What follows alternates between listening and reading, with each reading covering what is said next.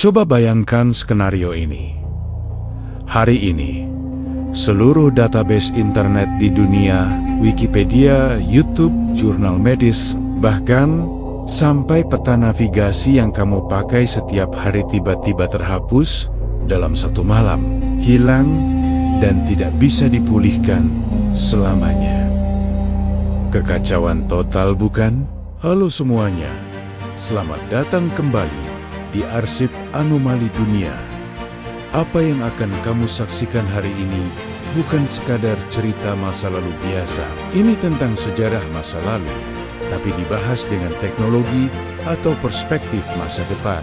Kita semua tahu sejarah ditulis oleh mereka yang menang, namun seringkali ada potongan puzzle yang sengaja dihilangkan. Hari ini, saya akan menghadirkan potongan puzzle tersebut untukmu, sebuah fakta sejarah yang unik, aneh, dan mungkin belum pernah dibedah oleh siapapun sebelumnya. Terima kasih sudah bergabung. Mari kita kupas tuntas anomalinya bersama-sama.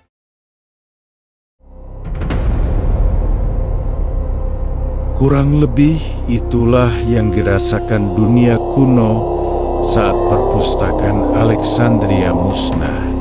Selama ratusan tahun, perpustakaan ini bukan sekadar gedung penuh buku. Ia adalah otak dunia bagi peradaban kuno. Di dalamnya tersimpan rahasia tentang bintang-bintang, teknik pembedahan manusia yang sangat maju, hingga mesin uap yang diciptakan ribuan tahun sebelum revolusi industri.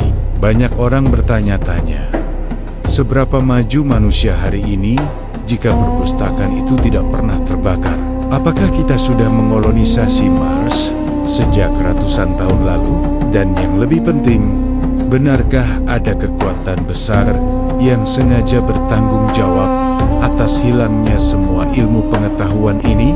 Atau ada konspirasi yang jauh lebih gelap di balik asap apinya? Mari kita bedah apa saja yang hilang selamanya dari sana. Diperkirakan ada sekitar 400.000 hingga 700.000 gulungan papirus yang musnah. Ini bukan cuma cerita lama atau dongeng. Ini adalah cetak biru masa depan yang dicuri dari kita. Ambil contoh yang paling terkenal, teori heliosentris. Teori ini dicetuskan oleh seorang astronom bernama Aristarchus dari Samos. Ribuan tahun sebelum Copernicus, Aristarchus sudah menulis secara terperinci bahwa bumi berputar mengelilingi matahari. Sayangnya, karena bukunya terbakar habis, gagasan revolusioner ini lenyap di telan zaman. Manusia kembali percaya bahwa bumi adalah pusat alam semesta selama hampir 2 milenium berikutnya. Bayangkan, ada jeda waktu 1800 tahun dalam pemahaman kita tentang kosmos hanya karena satu buku yang hilang. Kemudian ada Heron dari Alexandria. Ia adalah seorang insinyur jenius yang menciptakan Iolupile, sebuah mesin yang bekerja murni berdasarkan tenaga uap. Itu adalah prototipe mesin uap sederhana yang benar-benar fungsional. Jika teknologi ini dikembangkan lebih lanjut pada masanya, mungkin kereta api uap sudah ada di zaman Kekaisaran Romawi. Revolusi industri yang kita kenal di abad ke-18 mungkin saja sudah terjadi pada abad kedua Masehi. Dunia kita bisa jadi 1500 tahun lebih maju dari sekarang. Di bidang kedokteran, ada seorang dokter bernama Herophilus. Ia adalah orang pertama yang tercatat dalam sejarah melakukan pembedahan mayat manusia secara sistematis. Dari situ, ia berhasil memetakan jaringan saraf dan membedakan antara pembuluh darah vena dan arteri. Penemuannya hilang bersamaan dengan perpustakaan, membuat ilmu kedokteran stagnan selama 1500 tahun. Dokter-dokter setelahnya kembali bergantung pada teori kuno yang salah tentang 4 humor tubuh. Namun, misteri terbesar dari semua ini adalah siapa pelaku atau dalang di balik semua ini.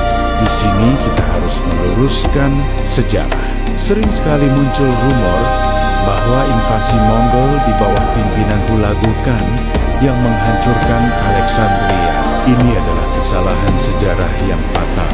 Invasi Mongol memang melakukan kejahatan besar terhadap ilmu pengetahuan, tapi target mereka adalah Baitul Hikmah atau House of Wisdom di Baghdad pada tahun ke-1258.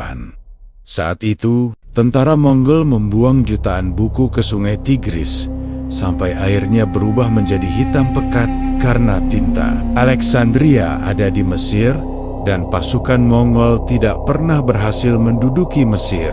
Jadi, siapa pelaku sebenarnya di Alexandria? Jawabannya ternyata lebih kompleks. Tidak ada satu pelaku tunggal. Perpustakaan Alexandria hancur secara bertahap oleh beberapa tangan yang berbeda selama berabad-abad. Peristiwa pertama terjadi pada tahun 48 sebelum Masehi. Saat itu, Julius Caesar terlibat dalam konflik militer di Mesir. Ia tidak sengaja membakar pelabuhan Alexandria dan api dengan cepat merembet ke sebagian besar koleksi perpustakaan. Kerusakannya sangat parah, tapi belum total. Ini adalah pukulan pertama. Lalu yang kedua, pada tahun 270 Masehi, di masa pemerintahan Kaisar Aurelian, akibat kerusuhan politik dan perang sipil yang melanda kota, perpustakaan mengalami kehancuran fisik yang signifikan. Sejak saat itu, Alexandria mulai kehilangan statusnya sebagai pusat keilmuan dunia.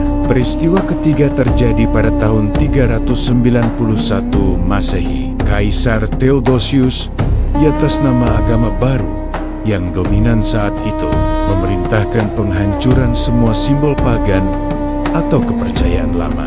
Meskipun target utamanya adalah kuil-kuil, perintah ini juga menghancurkan sisa-sisa koleksi yang masih tersimpan di kuil Serapeum, yang merupakan cabang dari perpustakaan utama.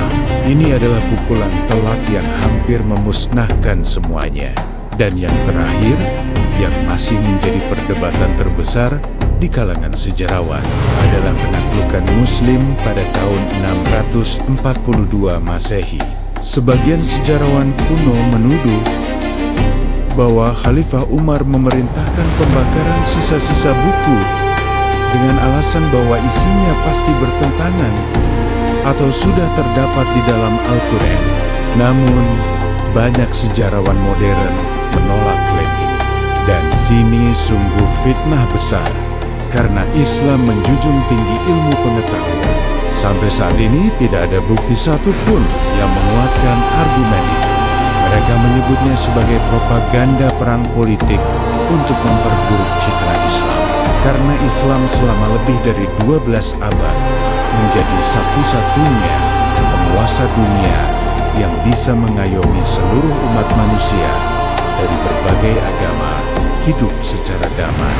Dan itu merupakan fakta sejarah. Kemungkinan besar, pada tahun 642 Masehi, perpustakaan Alexandria sudah menjadi reruntuhan dengan koleksi yang sangat minim. Kisah kehancuran perpustakaan Alexandria adalah pengingat yang menyakitkan tentang betapa rapuhnya peradaban manusia. Ilmu pengetahuan yang dibangun selama ribuan tahun bisa musnah hanya dalam hitungan hari karena ambisi, perang, atau kebencian. Mungkin hari ini kita merasa aman dengan semua data yang tersimpan di awan atau cloud, tapi sejarah mengajarkan kita satu hal: tidak ada arsip yang benar-benar abadi. Menurut kamu, jika semua ilmu pengetahuan di Alexandria berhasil selamat, akan seperti apa dunia kita hari ini? Apakah kita sudah menjadi peradaban antar planet? Tulis pendapatmu di kolom komentar. Terima kasih sudah menonton. Sampai jumpa di video berikutnya.